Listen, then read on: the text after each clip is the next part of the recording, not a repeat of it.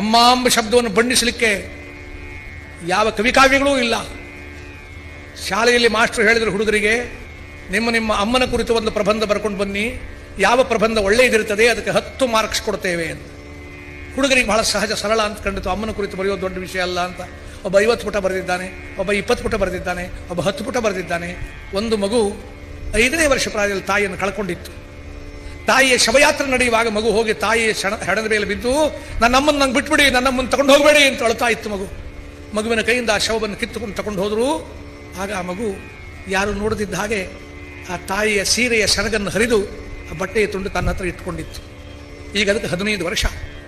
ನಿತ್ಯ ಆ ತಾಯಿ ಸೀರೆಯ ತುಂಡು ತಲೆಯಡಿಯಲ್ಲಿ ಇಟ್ಕೊಂಡು ಮಲಗ್ತಾ ಇತ್ತು ಮಗು. ಅಮ್ಮ ನನ್ನ ಜೊತೆಗಿದ್ದಾಳೆ ಎಂಬ ಶ್ರದ್ಧೆ ಅದಕ್ಕೆ. ಈಗ ಮನೆಯಲ್ಲಿ ತಾಯಿಯ ಒಂದು ಫೋಟೋ ಇದೆ, ಭಾವಚಿತ್ರ. ಅದರ ಮುಂದೆ ಬಂದು ನಿಂತಿದ್ದಾನೆ ಹುಡುಗ, 15 ವರ್ಷ ಅವನಿಗೀಗ. ಅಮ್ಮ, ನಿನ್ನ ಕುರಿತು ಪ್ರಬಂಧ ಬರೀಬೇಕಂತೆ. ಏನು ಬರೀಲಮ್ಮ ನಿನ್ನ ಕುರಿತು?